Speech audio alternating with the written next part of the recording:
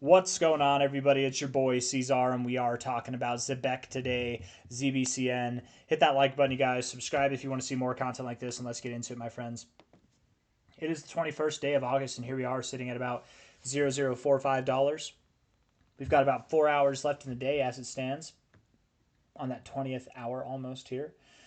Looking at this, the markets have taken a little bit of a spill today. Bitcoin has taken a lower low. Ethereum has not taken a lower low. I don't think it will. XRP, I'm kind of like going back and forth on will XRP see a lower low or not. I just made a video saying that it will, but the indicators do look pretty damn bearish, I have to admit, on XRP. But those are the top three cryptos looking like they do want to see lower prices. Could ZBCN go down with them? I think it could. It probably does. But let's look at the indicators and see if that's what we're seeing here. I don't know if we go below yesterday's lows, right? Just lower than maybe where we've gone today, maybe. Let's actually look at where we are, where we've been, where we're going. Looking at this from a relative low. Nope, that was not the low, actually. And that was not the high. What's going on, TradingView? Are you drunk? It's not me, man. I'm sober. Low to high, 0.5. Coming up here like this. It's good enough. It's a good enough reaction. I don't like the reaction that we've had on this 1 hour candle, though. And, we're going to probably close it like this unless in the next 15 seconds you get a miracle pump. But probably go down to the golden ratio at about 2.0433 to 2.042772, somewhere in that area. Find support there and then move up. How much of a percentage drop will that be? 4 to 5%. Yeah, nothing too crazy. Again, in every video that I've made so far, I think I've made the announcement that, we should be aware of a flash crash potential, okay? That doesn't mean that I think that there's going to be a flash crash. That doesn't mean I'm calling for a flash crash. It's very different, right? Like at the top, whenever I said we've got a shakeout coming, that wasn't, there's shakeout potential. That wasn't, it could happen, maybe it does, maybe it doesn't. That was okay, it's probably going to happen. I'm saying maybe it does, maybe it doesn't. We get a flash crash, right? Not that it probably will happen. My call is that we found the low for ZBCN, right? That's the call right here. But putting people on notice that we could get some kind of a flash crash. And if we do get a flash crash across the board, XRP, Ethereum, Bitcoin, they all drop. ZBCN is probably going to be included in that. And with that, maybe you do take out your low and you go down to like 0.0038, 0.0036, something like that. So just be prepared. If it happens, it'll happen swift. It'll be over before you know it, and then we'll be back on our merry way. It'll be as if you've just like been moving up like this with a little blemish in the middle. I'm not saying it happens. Again, I'm not talking about it because that's my prediction. If it happens, I'm not going to be down here and be like, I told you. I'm just talking about it because if it happens, anytime that an influencer makes a prediction that the low is in and you go below that low, people start to run around with their heads cut off, or run around like their heads are cut off, like chickens with their heads cut off. Damn it, why can't I get this expression right? And it can be a big problem, right? So I'm just saying that in case it does happen. That way you're more prepared. Because if you at least hear it beforehand, you hear that it's some kind of possibility, and then you hear somebody say it might happen fast, it might be intense, but then we'll recover. That gives you a little bit of relief. You might just have to sit through it. It might be very scary for a second, but it's going to be fine. It's going to be very, very okay if it happens. I'm not saying it will happen. Again, the call is that this is the low. We move up, I'll be like, haha, I was right, that was the low. But if we go down, I'm not going to be like, haha, I was right, I called for this. I'm just saying we're aware of the potential. Okay, aware of the potential. I'm probably not going to go aha anyways. It's not my style, really, most of the time. Unless I'm talking to the it heads in the comments. Here we are looking at the RSI. We are bouncing off the oversold zone, which is nice. I have to say that's a nice reaction there. That actually that look might uphold this as a low. Even though it's at your 0.5, I mean, maybe that is your low. That's a nice reaction. I don't like that we rejected here a little bit, but hey, man, if we come back up by the end of this hour, it could look good. I don't like the stochastics, but again, if we can come back up and reverse this and still stay cross to the upside, I think that we're okay.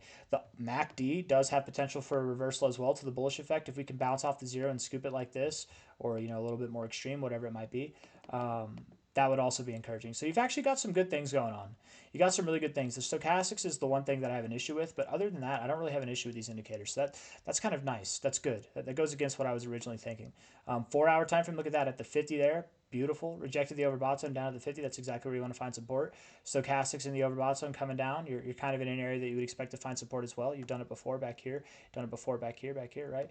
MACD looks like it wants to cross above the zero. All good things, guys. All good things. Okay, cool. So very, as we're progressing through this video, very my confidence is only growing that that's the low. Right? I was pretty confident before, but it's only growing. Even with Bitcoin looking the way it does, Ethereum XRP looking the way they do, even with that. Daily time frame here. I don't think Ethereum takes out its low, to be completely fair, though. Daily time frame here. I don't like the look of rejecting your 50, but sometimes you do that and it doesn't really merit anything. I mean, maybe inevitably it did back here. Rejected your 50 here and still moved up. You know, it's not the end of the world. It's not the end of the world. Stochastics crossing out of the oversold zone. We love to see that. And the MACD is right at an area to find support. You got a lot more positive things going in your favor than you do going against your favor. So that's nice to see. You know, looking at it at a simplistic kind of view, taking the low close here, you close right at a prior high close, prior resistance for support. Beautiful. It's exactly what you want to see. We take the overall low, put it to this high, not the fake out high, but this high here. And we're right at the 382, having a proper reaction off of that. What we need to do now is just get above the 236, right? What you don't want to do is come back down to this 382. Rejecting the 236 after finding support at the 382 and then coming back down oftentimes implicates you to the 0.5 or the 618, the golden ratio zone. So we don't want to see that. Move up and keep moving up. We want to confirm this as a low. I'm very confident that it is a low, but for the charts to validate it, for you to have a like set in stone argument that it is the low beyond just one day of glory yesterday, 004754.